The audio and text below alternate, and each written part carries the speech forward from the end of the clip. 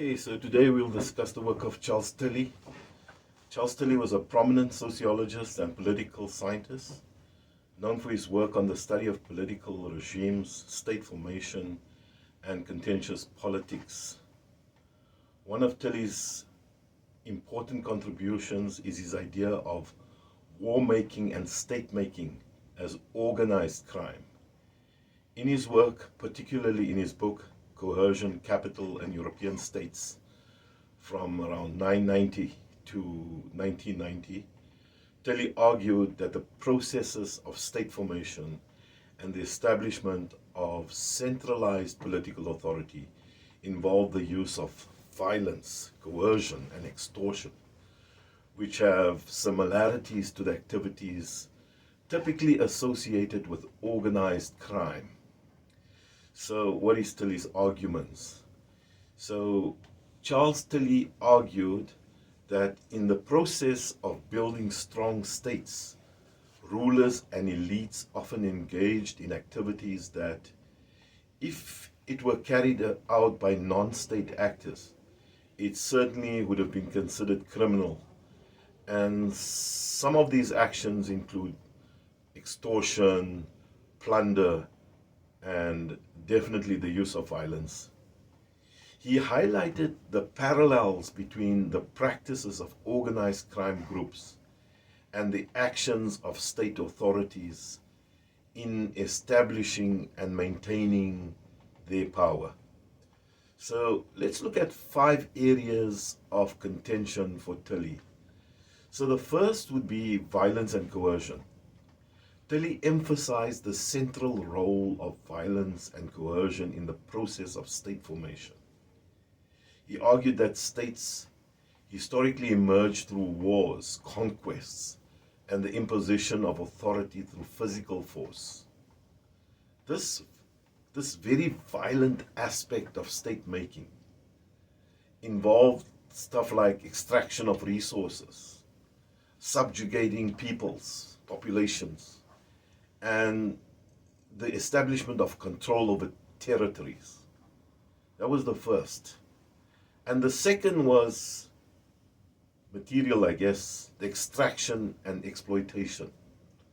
So for Tilly, he highlighted how states engaged in practices that involved the extraction of resources from the population, often through coercive means such as taxation, tribute and confiscation, etc.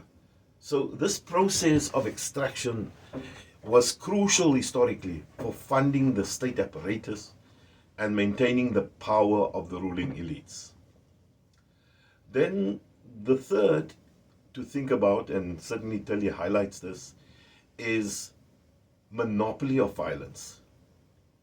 Tilly underscored the importance of states in establishing a monopoly on the legitimate use of force within a given territory. And his argument is that by monopolizing violence, states could assert control over their subjects, suppress dissent, and maintain order this way. Then the fourth parallel that he draws is, you can put under the heading racketeering and protection, like crime organizations. So Tilly drew this parallel between the practices of states and these organized crime groups, especially in terms of racketeering and protection. He argued that states often function like protection rackets, providing security and order in exchange for resources and obedience from the population. Then the fifth element that Tilly highlights would be state building and, of course, the legitimacy, the psycho-social legitimacy of the state. So despite this coercive and violent means of state making, Tilly also explored how states sought to legitimize their authority through various means, such as the development of institutions, legal frameworks and laws that seem to be rational, and ideologies that justified their rule.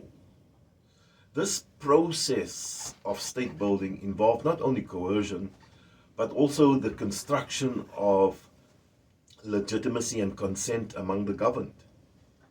So overall, Tilley's perspective on state making sheds light on the complex and often violent processes through which states have historically emerged and consolidated their power. Thus, by viewing state formation through the lens of organized crime, Tilley challenges the conventional notions of state legitimacy, and I guess he highlights the darker aspects of state power and authority. So use this as an introduction to the text before you read it, and I'm sure once you read through the detail, it'll be easier and this will make more sense next time.